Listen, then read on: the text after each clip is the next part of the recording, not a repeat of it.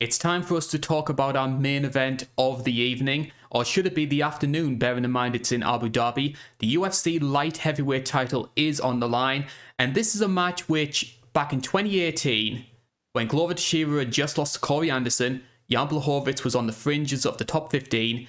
Did you ever think that this fight would be for a UFC light heavyweight title? Jan Blachowicz versus Glover Teixeira, champion versus number one seed in Abu Dhabi. You can't make it up.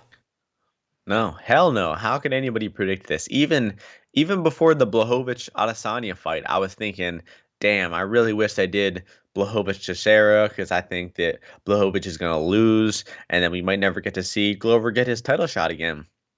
But that fight did not go the way I expected. Blachowicz pulled off the upset, and now we have the greatest old man fight in UFC history.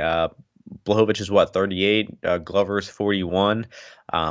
I love both of these guys. They're both extremely entertaining fighters. I mean, I think if you dislike either one of these guys, then there's something wrong with you because two of the most likable guys, the most, just down to earth, cool guys in the sport. So, love to see them get in this spotlight and, can't wait for the matchup. I've actually done the research. It's actually the second oldest UFC title fight of all time.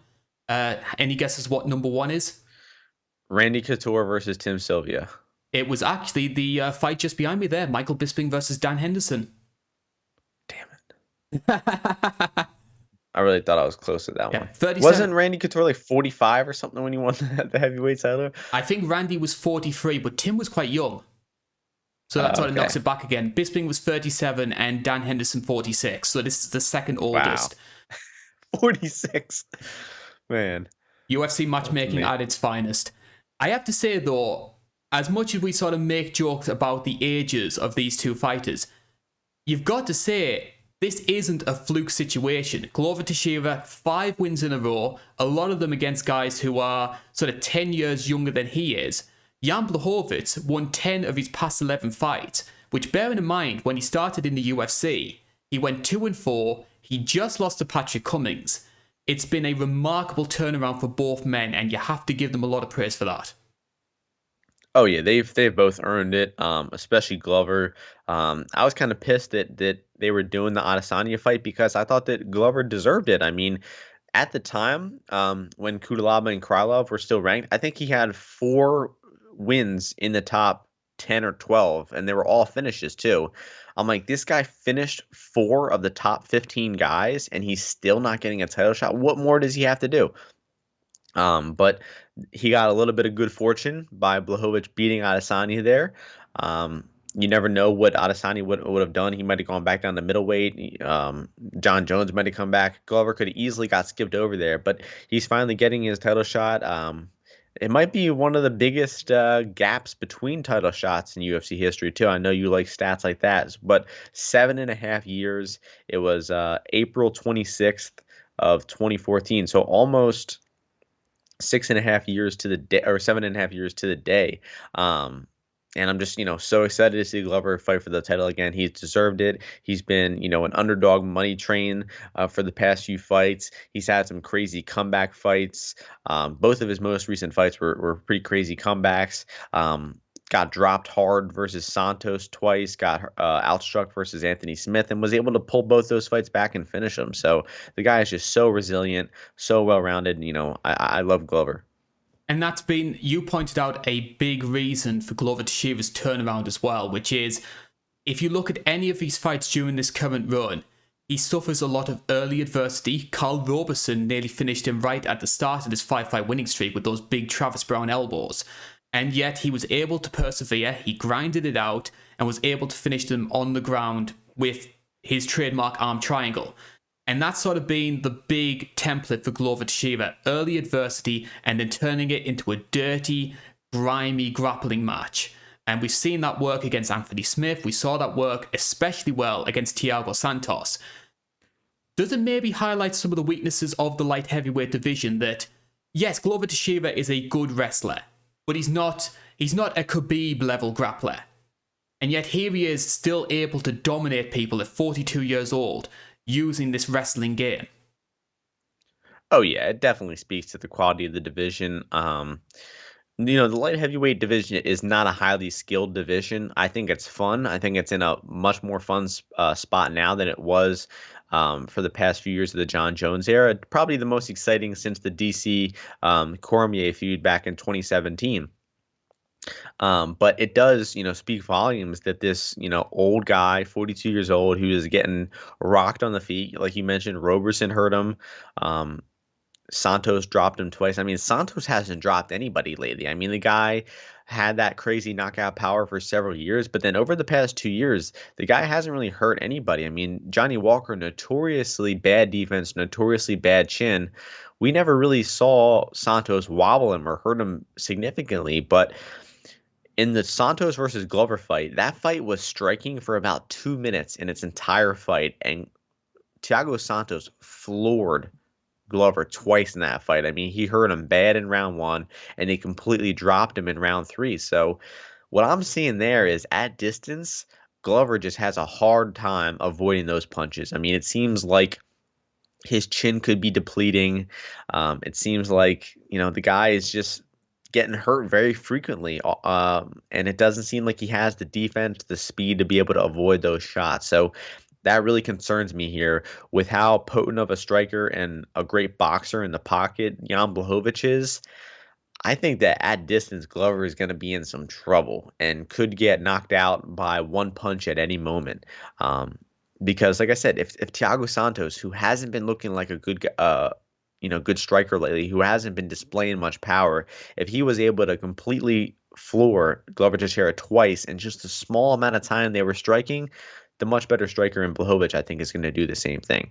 And that's a big concern as well when you bear in mind what Jan Blachowicz could potentially do. Like, he talks about Polish power, and we've seen that when he fought Luke Rockhold. We saw that when he fought Dominic Reyes, that he can turn people's lights out with just one strike.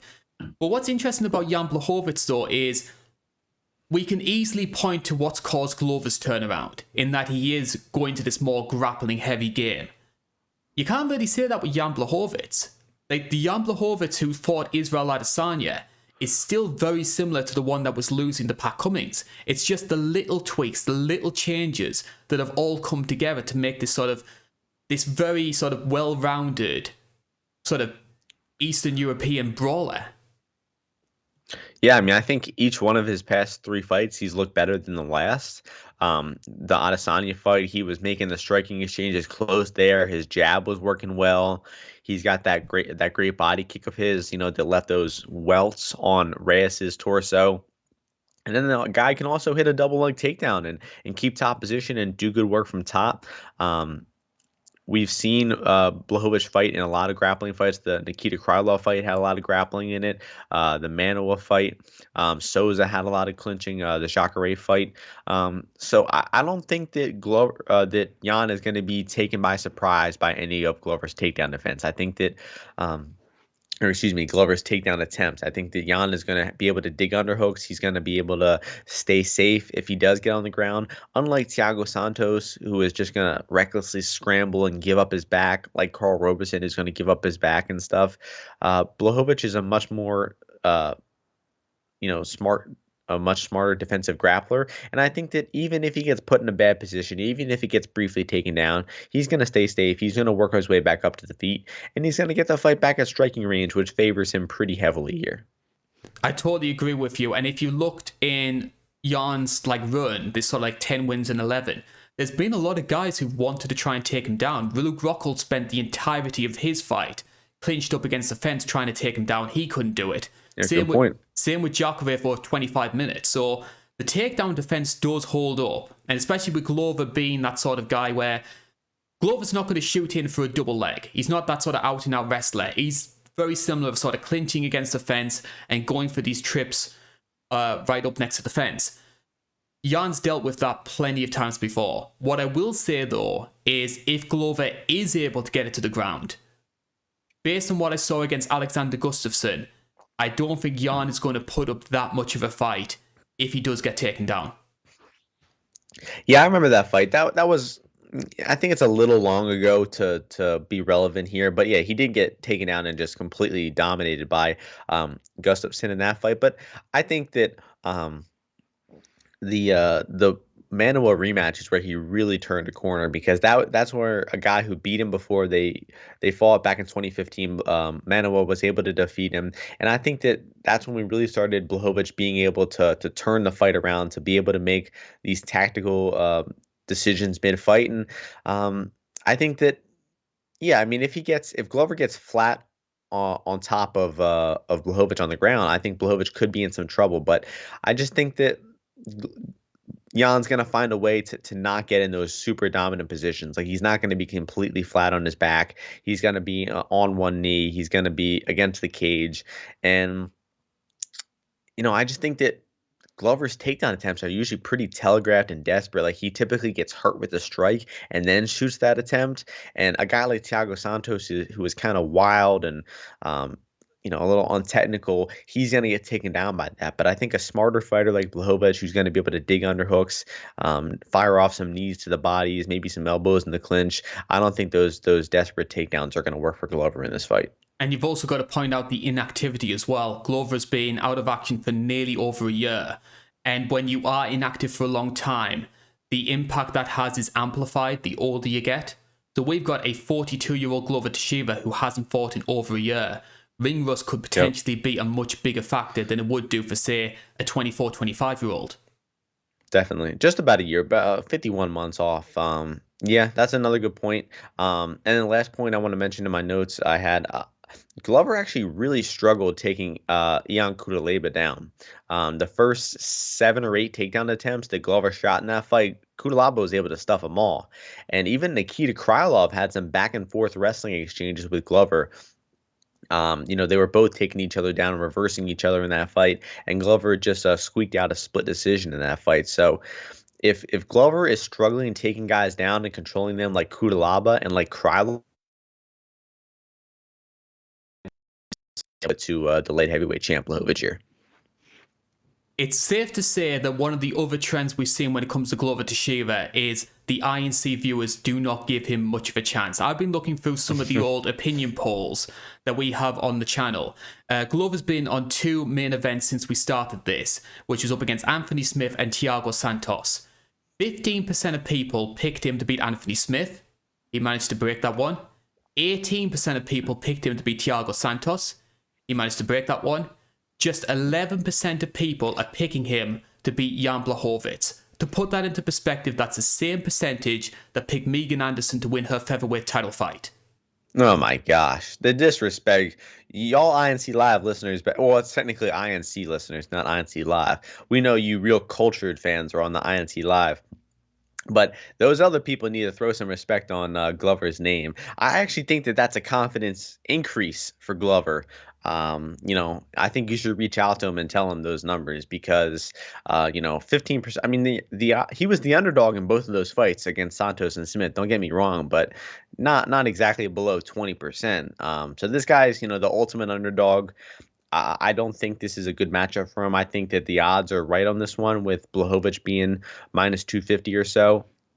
But, it would be the complete story for Glover to complete this underdog fairy tale story by just getting another underdog finish. But my pick, I don't know about you, it's going to be, let's go with a second round knockout for Blachowicz here. What about you?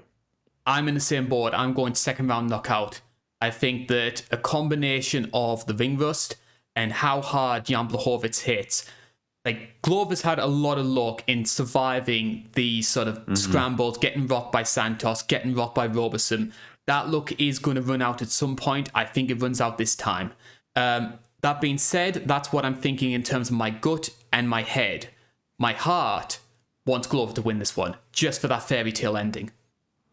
Yeah, that would be nice to see, but you got to go with the mind. You got to go with the evidence you have, and I think that points to Jan pretty heavily. Especially with Jan's cardio, looking so good in his last fight versus Adesanya. I just think the later the fight goes, it's going to favor Jan too, and early on, Jan's going to have that potent power, and it's just going to be a tough night for Glover. So hopefully Glover doesn't get hurt. Hopefully he doesn't get knocked out too badly, but I think it's going to be a second or third round knockout for Jan. Final question before we wrap this one up. Is this Glover Teixeira's last fight, win or lose? No, I'm gonna say no. I'd like to, even if he loses, I'd like to see him get, a retirement fight.